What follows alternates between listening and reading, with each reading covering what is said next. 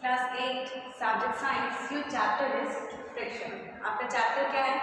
Friction. In this chapter we have study about what is friction, types of friction, advantage and disadvantage of friction and how we can decrease friction. हम ये सब इस chapter में पढ़ चुके हैं कि कैसे फ्रिक्शन क्या होते हैं, फ्रिक्शन के क्या टाइप्स हैं, उसके क्या एडवांटेज और डिसएडवांटेज हैं और कैसे हम फ्रिक्शन को डिक्रीज करवा सकते हैं। So today we are going to study about how we can increase friction. आज हम क्या पढ़ेंगे कि फ्रिक्शन को हम कैसे इंक्रीज करवा सकते हैं। तो आज का टॉपिक क्या है?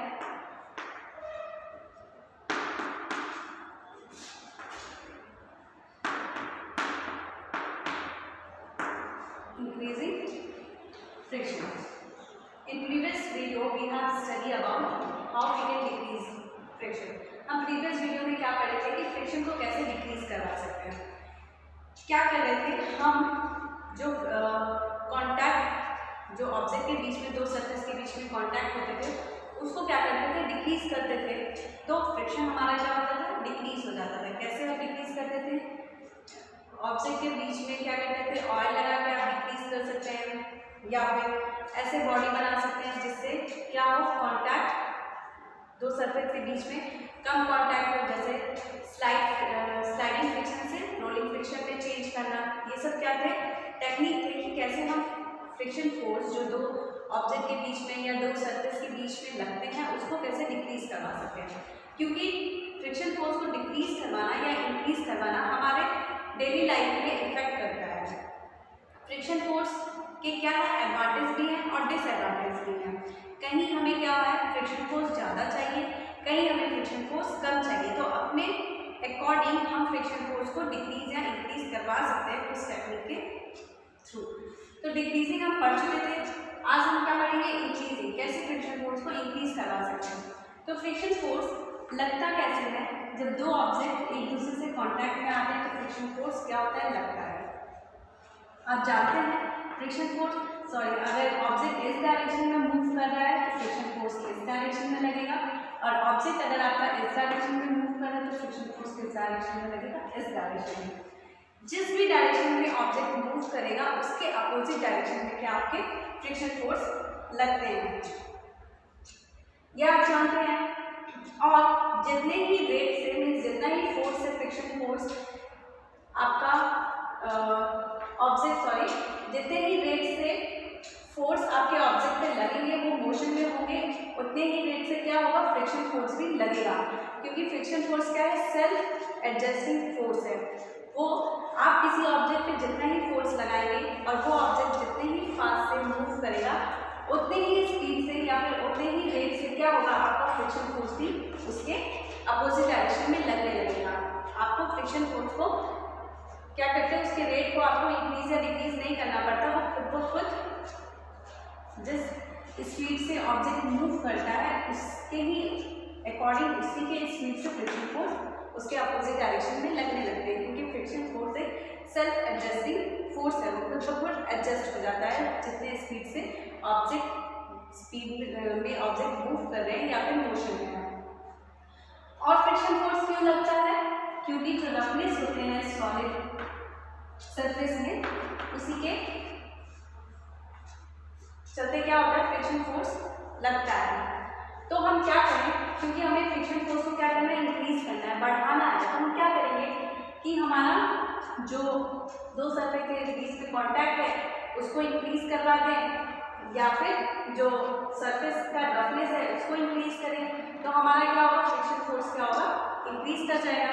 जब हम डिक्रीज फ्रिक्शन पढ़ रहे थे कि कैसे हम फ्रिक्शन फोर्स को डिक्रीज करवा सकते हैं, तो हम क्या कर रहे थे, कांटेक्ट कम करवा रहे थे। जैसे क्या था, ये बैक का जो पूरा एरिया कांटेक्ट में आ रहा था सरफेस के, उसको हम क्या कर रहे थे, व्हील में चेंज कर रहे थे, जिससे सिर्फ व्हील का ही एरिया क्या हो रहा था, कांटेक्ट में आ रहा था। तो इससे हमारा क्या हो रहा था, फ्रिक्शन फोर्स डिक्रीज कर जाता था। तो यहाँ पे आपको क्या करना है, फ्रिक्शन फोर्स को इंक्रीज करवाना है।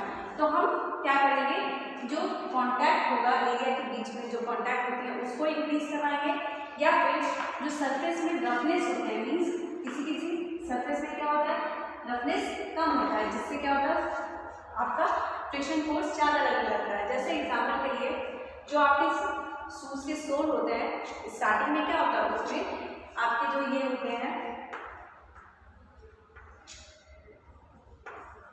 स्पाइक्स होते हैं, ये सब क्या होते हैं स्टार्टिंग में जब आप न्यू बाई करते हैं लेते हैं तो इसमें ज़्यादा होते हैं, बट आप जैसे जैसे वॉक करते हैं चलते चलते वो क्या होते हैं स्लिप घिसने लगते हैं, तो ये इसका धीरे धीरे जो स्पाइक होता है वो क्या होता है कम होने लगता है, जिससे आपका क्या होता है जो शूज या स्लीपर क्या होता है स्लिप करता है, तो वहाँ पे क्या होता है फ्रिक्शन फोर्स इंक्रीज कर जाता है, क्योंकि रफनेस उसका क्या जो रफनेस होता है वो कम हो जाता है। तो हम क्या कर सकते हैं फ्रिक्शन फोर्स को इंक्रीज करवाने के लिए किसी सरफेस में कॉन्टैक्ट भी ज़्यादा करवा सकते हैं, क्योंकि फ्रिक्शन फोर्स क्या होता है जितना ही एरिया का ऑब्जेक्ट रहेगा सरफेस का कॉन्टैक्ट में रहेगा उतना ही ज़्यादा क्या होगा वो आपके फ्रिक्शन फोर्स इंक्रीज करेंगे, और रफनेस जितना ही रहेगा उतना ही इंक्रीज करेगा। तो आप क्या कर सकते हैं जो टायर होते हैं ग्रूव्स के, जो टायर होते हैं उसमें क्या करते हैं ग्रूव्स देते हैं, क्योंकि क्या हो टायर में फ्रिक्शन फोर्स ज़्यादा लगे, क्योंकि आप जब ड्राइव करते हो तो आपको क्या है कभी कभी आप स्पीड बढ़ाते हैं अपने व्हीकल्स का, बाइक का हो गया कार का हो गया, तो आप जब स्पीड बढ़ाते हो तो फ्रिक्शन फोर्स भी क्या होता है उसी रेट से इंक्रीज करता है, क्योंकि सरफेस ऐसे फोर्स है।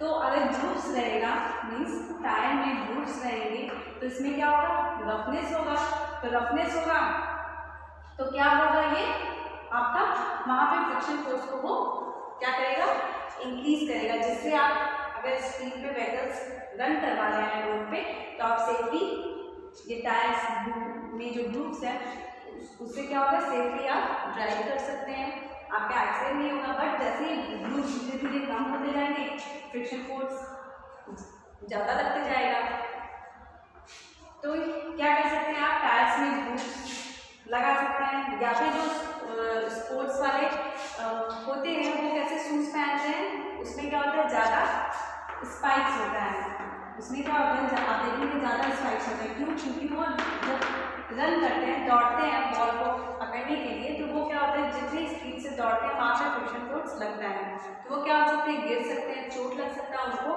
तो शूज़ में क्या होता है स्पाइक्स देते हैं, जिससे क्या होता है फ्रिक्शन फोर्स वहाँ पे क्या हो हमारा इंक्रीज करे, क्योंकि स्पाइक्स क्या करता है रफनेस को बढ़ाता है फ्रिक्शन, तो वहाँ पे क्या होता है जैसे ही रफनेस बढ़ते हैं तो फ्रिक्शन क्या होता है वहाँ पे इंक्रीज करने लगता है।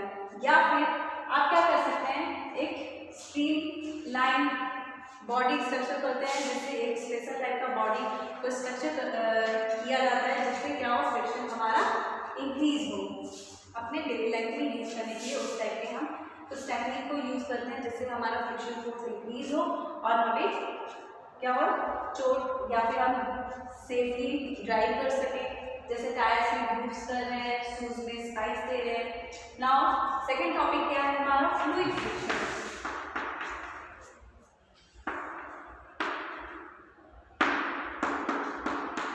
फ्लूइड फ्रिक्शन क्या होता है जो वाटर और एयर में फ्रिक्शन लगते हैं उसको हम क्या बोलते हैं फ्लूइड फ्रिक्शन होते हैं, जो वाटर या एयर में जो फ्रिक्शन होते हैं उसको फ्लूइड फ्रिक्शन होते हैं।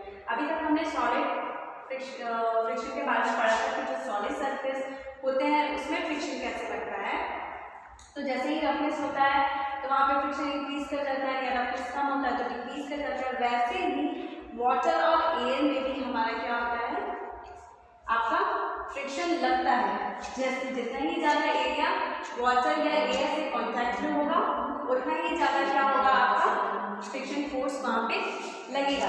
तो हम क्या करते हैं एक स्ट्रीम लाइन जो बॉडी होता है उसको उस टाइप का डिज़ाइन करते हैं जिससे क्या हो हमारा वाटर या एयर में जो कॉन्टैक्ट में आ रहे हैं जो ट्रैवल करते हैं जैसे बोट हो गए या एरोप्लेन हो गए, तो जो वाटर या एयर में व्हीकल्स ट्रैवल करते हैं या फिर जो ऑब्जेक्ट होते हैं ट्रैवल कर रहे हैं वो क्या हो उनका कॉन्टैक्ट कम हो, ऐसा बॉडी हम डिज़ाइन करते हैं जिससे क्या होता है वो कम कॉन्टैक्ट हो। जैसे हम बोट को किस टाइप का डिज़ाइन करते हैं इस टाइप का डिज़ाइन करते हैं जिससे हमारा क्या है ये एरिया कॉन्टैक्ट में नहीं है वाटर के, कितना एरिया कॉन्टैक्ट में है सिर्फ ये एरिया कॉन्टैक्ट में है।